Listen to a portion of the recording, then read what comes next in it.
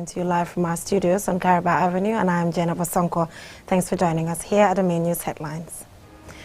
Banjul City Council held the swearing-in ceremony for the recently elected mayor and 9 other councillors on Wednesday. In a statement marking the World No Tobacco Day 2023, the WHO country representative, Dr. Desta Terine, hailed the Gambia's giant steps to combat tobacco use. €500,000 worth of medical equipment was presented to the Fatimata Barbaro Foundation by Human Appeal Ireland on Wednesday. Tiwawan Travel and Tours held their latest event to advise pilgrims on dress code, health and Hajj essentials before and after traveling to Saudi Arabia.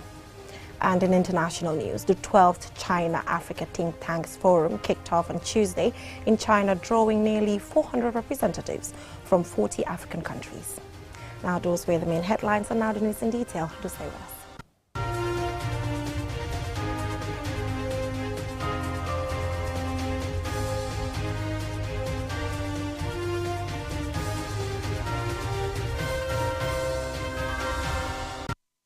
Thank you so much for joining us. If you're just tuning in, you're watching QTV News, and I am Jenna Bosonko. Now, the Banjul City Council held the swearing-in ceremony for the recently elected mayor and 9 other councillors on Wednesday. The event was attended by government officials, political party leaders, and representatives of various UN agencies. And Sumana Isonyasi attended the event, and he fastened this report. For the mayor and some elected council representatives, this ceremony signifies a renewal of their mandates, and for others, their induction into council for the first time. The event is also memorable for Mayor Rohey Malick Lowe, whose recent re-election cements her place in the country's political landscape as the first woman to be elected mayor twice. In her inaugural message, she thanks the people of Banjul for renewing her mandate and called on them to put aside their political differences and unite for the interest of the city. I wish to stand before you today to say that above all these promises, you can count on my good leadership, and I will ensure that I uphold the trust of the mayor's title that you have bestowed upon me once again. I promise to work extremely hard to address all your concerns, after which you can proudly note and say, yes, your vote was worth it after all. On a side note, I once again want to preach peace and unity in our beloved capital city. Banjulians have been known to live in peace and harmony regardless of tribe or other social status. President of the Gambia Association of Local Government Authorities, Galga Landing B. Sane, says Mayor Lowe's re-election is a validation of her performance in the past years and a win for all Gambian women. He also calls on Banjulians to unite and support the council's development agenda. Needless to say that local government needs to be supported.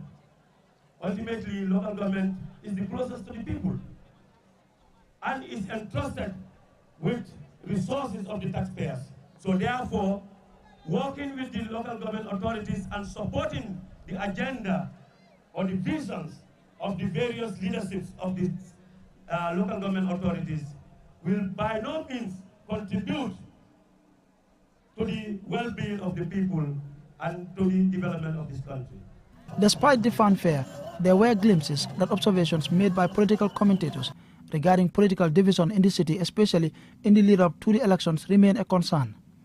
Following disagreement over seating arrangements, NPP elected councillors and their supporters did not take part in the ceremony, with the mayor and other councillors and their designated seats at the VIP section remained empty. They later came to council to take their oath of office after the ceremony for the mayors and the other councillors was over. 4 nominated members were also sworn in. They are Fallou Gala Sise, Social Representative, Abdoulaye Krubali, Youth Representative, Fatou Ada Diouf, Women Representative, and Abdoulaye Amagay. Now that the new council has been constituted, calls for unity and political tolerance are intensifying, especially from youth groups in the city. It remains to be seen whether such calls will bear positive fruit. Answana Isonyasi for QTV News. Wishing the mayor and all councillors a successful term. Now, in a statement marking World No Tobacco Day 2023, the WHO country representative Dr. Desta Turune hailed the Gambia's giant steps to combat tobacco use as he advocates for more collaboration among stakeholders to enforce regulations on tobacco use. Aliou Cisse has the rest of that story. Established in 1987, World No Tobacco Day is observed around the world every year on May 31st to inform people of the health dangers posed by tobacco use. This year's theme is We Need Food, Not Tobacco, which aims to raise awareness about alternative crop production and marketing opportunities for tobacco farmers and encourage them to grow sustainable nutrition crops. According to the World Health Organization, across the globe, 3.5 million hectares of land are converted for tobacco growing each year. It also contributes to deforestation of 200,000 hectares a year and soil degradation with the use of heavy pesticides and fertilizers. In a statement marking the day, the WHO country representative in the Gambia, Dr. Desta Turune, said giant steps have been taken to combat tobacco use. Gambia should be proud to be one of the few countries in the ECOWAS region that has implemented a specific task on tobacco products.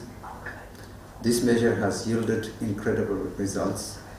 From 2012 to 2016, we witnessed a remarkable 60% drop in tobacco import volumes, while our revenue increased by a staggering 170%. These statistics demonstrate the effectiveness of the measure we have implemented. Dr. Turune went further to express gratitude to the Gambia's Health Ministry, the Ministry of Finance, and the National Tobacco Control Committee for what he calls their unwavering commitment in strengthening our tobacco control effort. The collaboration between the Ministry of Health and the World Health Organization has led to remarkable achievement in tobacco control in the Gambia. Through this partnership, the Gambia has developed and enacted a comprehensive National Tobacco Control Act and regulations, which has proven instrumental in protecting the Gambian citizen from the harms of tobacco. WHO has also supported the implementation of graphic health warnings on all cigarette packaging, serving as a constant reminder of the risks associated with tobacco use. According to the WHO country office boss, his office will continue to collaborate with stakeholders to enforce Tobacco Control Act and regulations. He emphasized the importance of upholding the ban on public smoking, the displaying of tobacco products, the selling of single sticks of cigarettes, advertisement of tobacco products, and the use of scissors to create a smoke-free environment for all. Tobacco is reportedly one of the leading causes of preventable deaths in the world and is responsible for more than 8 million deaths each year, including deaths from direct tobacco use and passive smoking. It can also cause a variety of health problems, including cancer, heart disease, stroke, and lung disease, among others. Reporting for QTV News, I am Aliou Cisse. Now, €500,000 worth of medical equipment was presented to the Fatoumata Bah Barrow Foundation by Human Appeal Ireland on Wednesday. Lena E. Igwenyiba tells us more. Human Appeal Ireland is an island-based non-profit organization working to strengthen humanity in the face of poverty, social injustice and natural disaster. The donated items were in 2 40-foot containers. Ibundur, the manager of Human Appeal Ireland, outlines the types of equipment presented and how they will be useful in the health sector. 2 cataract surgery machine, 1 drug anesthesia machine, 32 hospital beds and mattresses, CT scans, 500 boxes of surgical resources, nebulizers, defibrillators, and over 1,400 toys for children, 40 colostomy bags for cancer patients, and 20 boxes of medical journals and books. Musa Cisse, Deputy Vice Chairman of FAB Foundation, expressed appreciation to Human Appeal Ireland and highlighted how the board will distribute these items. As a foundation, we are immensely delighted to receive these things because it goes a long way in really impacting the health sector in the Gambia. We all know that every aspect of our health sector is a priority, and as a foundation, it is one of the pillars which is driving, which the First Lady is driving to see how best she can impact, she can bring in change, she can effect change in people's lives. This donor is going to go a long way in impacting the lives of the Gambian people. It is going to go, not to be specific, but I can't tell you which hospitals or clinic is going to go right now, but we will sit together as a board and look at what is needed in most of these health institutions we have in the Gambia. Ibundur, manager of Human Appeal Island, emphasized the importance of good health and well-being, thus the need for such quality medical equipment. Not everyone can travel overseas for medical treatment. Often we see cases of Gambians who are seeking assistance to go abroad because they have existing and debilitating medical condition that is life-threatening. Some make it, but others languish to death. You cannot achieve development without a healthy nation, and you cannot have a healthy nation without standard excellence in the health service. The blessings of good health. Health is a very important element in any human being.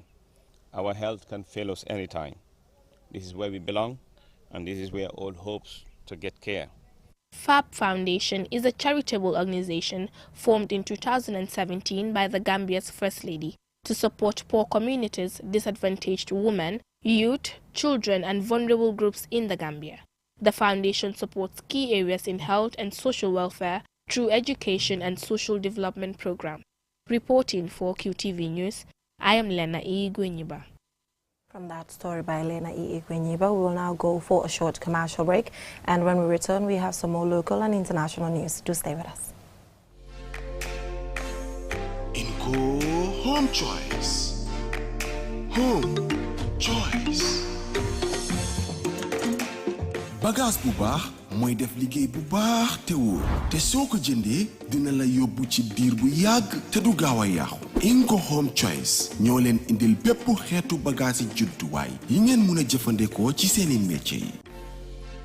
waaw ñun Inco fii leen day jëndee suñu bagage yi Inco lañ yombalee bagage yi dañ ko baax quality bagage lañ lay jaay moo tax ñun liggéey bu ñoo def electrical plumbing boo ji Inco fii leen lay ñëw bricam ñu jënd suñu bagage ñu bàyyi ko ba ci distance Serekunda fii leen lay ñëwee bagage dina bagage lu waral loolu Inco dañ yombalee bagage number 1 number 2 seen bagage yi dañ baax dañ quality bagage yu si mel ni power tools accessories bench tools generator yu baax welding machines ak small construction equipments muy bagage yu baax yi ngeen mën a jëfandikoo bu ngeen ay samp ay kër. Parce que Inco mo fene di la bagage so quality sa garantie bi di la bagage so bagage nya sa nimi sa tije mi ta fengo min na Inco ma so to janga man Gambia janga ma so to folo den nga ñew ma koy akole la nya wo ñandi mbe nga wuli nga na Inco nga bagage so san seet si leen ñu si suñ maakaan yi nekk ci biir réew mi foofa sa Jinpex Kanifing Sukuta Jabang traffic light ak Birkama opposite Joko night club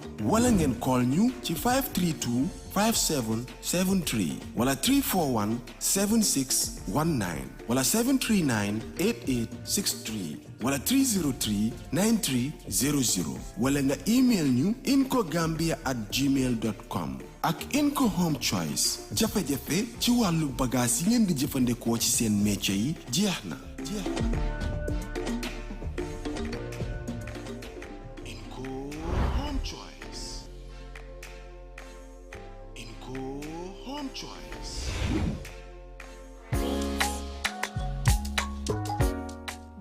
dañuy wecc xar xanam dafa war a wute ak li nga daan gis daxin piir puuj paaj lay doon QTV du ay fodde Tabaski style 2023 bi dafay toj de xoolal ma modèle si ak ni ñu koy tempee ñawkat yi gën a xarañ ci réew mi la ñu àndal ñu fas yéene indi ay style yu ngeen mësul a gis ren ji yee lépp day wute li tax mooy Cheikh Fall day ñëw daal di tàngal bërëb bi waa groupe Daaray Lamp Fall yéen a gën a xam Cheikh Fall ci ambiance waaye ku ci topp borom bëm kan la xanaa attaque waa lii kañ la xanaa ondi neen cuun fële ca Q City juróom-ñaari waxtu lay tàmbali jëm ca kaw waaye di leen fàttalil ticket yi mu ngeen koo amee ci bépp Qcell customer care Kairaba Avenue turntable Bruce bi ticket $400 VIP $700 mun ngeen a call ci number bi 344-4444 2023 bi dafa nar a ca kes de ñëwkat yi dañoo ñëw pire modèle si dañoo modèle pire QTV day jommale QTV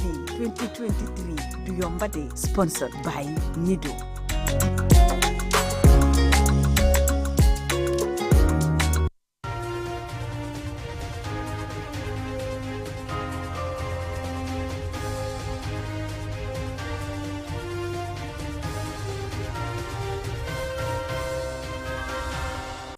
Welcome back from that short commercial break. If you're just tuning in, you're watching QTV News, and I am Jennifer Sonko. Now, as part of sensitizing intending pilgrims on Hajj matters, officials of 2-hour Travel and Tours held their latest event to advise pilgrims on dress code, health and Hajj essentials before and after traveling to Saudi Arabia. More in this report by Babakar Sise. Like any journey, being prepared in advance can help maximize the experience and to deal with challenges. Hajj is a beautiful journey, but it is not without challenges. Overall, a balanced approach and positive attitude are important during this trip. Aisha Tafsir Gay, a Hajj guide, has this advice for intending women pilgrims. We're, telling pilgrims, especially the female, on the mode of dressing, because sometimes they use the hijab and part of their neck is showing, or their earrings, or part of their hands showing out and all that. So we want the female pilgrims to try as best as possible to dress modestly, inshallah. And also, another important thing, there are some areas where you can perform wudu only for female and, wudu area for men. But there are some areas where both men and women perform wudu. So in those areas too, women are advised to be careful when they are doing wudu, because you don't want to go out there exposing your body and people are seeing you. And also, if we can wear socks as much as possible, especially for women. For men during ihram, they are not allowed to wear socks, but women are allowed to wear it. Among the ingredients of a successful Hajj are preparations before the journey, extra patience during the trip, and sincere efforts towards improving oneself after the journey. Dr. Mariama Sonko is the pilgrim's doctor for 2-hour Travel and Tours. The medical requirements for the pilgrims, so the Kingdom of Saudi Arabia, are mainly 3. This includes the medical clearance, which you can get at any facility. Like this year, it's been decentralized. You can get it in Basse, Bansang, Farafenye, Kanifing General Hospital, and Edward Francis Small Teaching Hospital. Another certificate they need is the yellow card, and this yellow card entails the meningitis vaccine, the cholera vaccine, and the yellow fever vaccine. Taking these vaccines is to our advantage. It will help prevent us from these diseases that I've just mentioned. Also, it's important for us to take the COVID injection.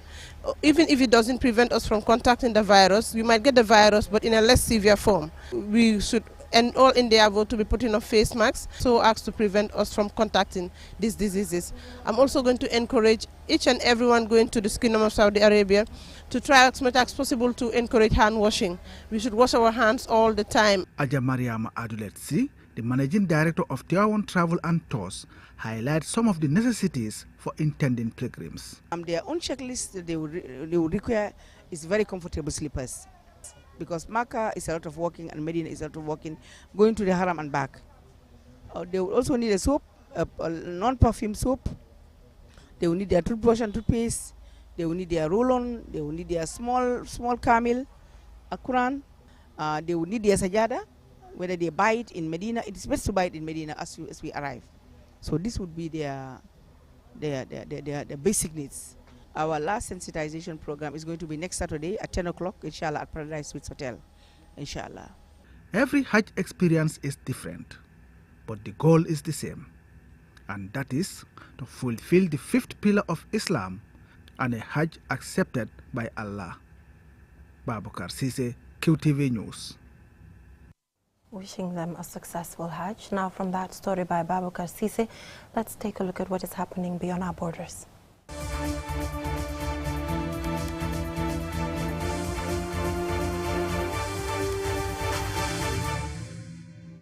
Now, the 12th China-Africa Think Tanks Forum, aimed at facilitating intellectual support for the development of China-Africa relations, kicked off on Tuesday in China, drawing nearly 400 representatives from 40 African countries. As Mamadou Lamin Choi reports, Gambia's Minister of Higher Education was among the guest speakers at the event. Representing 40 African countries, nearly 400 political, academic, media and business representatives are attending the China-Africa Think Tanks Forum at Jinhua, East China's Zhejiang province. It is one of the most important settings within the Forum for China-Africa Cooperation, FOCAC. It creates a platform for dialogue and exchanges between Chinese and African think tanks to enhance mutual understanding and offer constructive advice on China-Africa cooperation. Liu Yusi is the Chinese government special representative on African affairs. We need to continue to focus on the implementation of the outcomes of the Forum on China-Africa Cooperation, leverage the strength of local governments, business communities, and private sector, build on the traditional pillars of infrastructure, trade and investment, and unleash new drivers of growth in green, digital and health sectors to boost Africa's industrialization and economic diversification and foster stronger internal growth drivers. The theme for this year's forum is Centennial History of China-Africa Rejuvenation and Cooperation. In a period of global crisis and deepening uncertainty, China-Africa relations have seen consistent cooperation and common development. Gambia's Minister of Higher Education, Research, Science and Technology, Pierre Gomez, highlights the Gambia's education gaps, development challenges, and the potential opportunities in China-Africa cooperation. The Gambia Higher Education Minister's participation in this forum as a distinguished guest demonstrates the deepening bilateral ties between Banjul and Beijing. Among the latest developments to be registered in the China-Gambia relations will be the signing of an MOU on Friday to support capacity building in tertiary and higher education institutions with a particular focus on Tibet areas. They will be helping us in capacity building. Some of the trainers are in these Tibet centers and agribusiness on fisheries, the Tibet centers that we are going to have. And then also our engineering program, and then also in education. So these are the areas where we want people at postgraduate level to be coming over and be receiving in different universities here in China. For this important forum, scholars from various academic institutions from China and Africa are set to share their contributions on the present and future of China-Africa relations and cooperation. Dr. Ismaila Cisse, a political science lecturer at the University of the Gambia, is one of the academic scholars at the forum. China and Africa interaction has gone to a different level in terms of collaboration, in terms of cooperation as well. From trade to investment, technology transfer. And what is needed is an intellectual support for this interaction so that the policies made are based on empirical data. So that for think tanks like this across Africa, in China, to work together, produce research-based evidence that can be able to support China-Africa collaboration. The China-Africa Think Tanks Forum was founded in 2011 by the same university. This year's forum wraps up on Wednesday. Mamadou Lamin Choi, QTV News, Beijing. From that story by Mamadou Lamin Choi from Beijing, I'm afraid that is all we have time for. But before we leave, let's recap our main headlines. Banjul City Council held the swearing-in ceremony for the recently elected mayor and 9 other councillors on Wednesday. In a statement marking the World No Tobacco Day 2023, the WHO representative, Dr. Desta Tarune, hailed the Gambia's giant steps to combat tobacco use. €500,000 worth of medical equipment was presented to the Fatoumata Barbaro Foundation by Human Appeal Ireland on Wednesday. Tiwawan Travel and Tours held their latest event to advise pilgrims on dress code, health and Hajj essentials before and after traveling to Saudi Arabia. And in international news, the 12th China-Africa Think Tanks Forum kicked off on Tuesday in China, drawing nearly 400 representatives from 40 African countries. Well, that is all we have for you in this edition of QTV News. Join us at 10 p.m. for another bulletin. Thanks for watching, and do stay tuned for other interesting programs.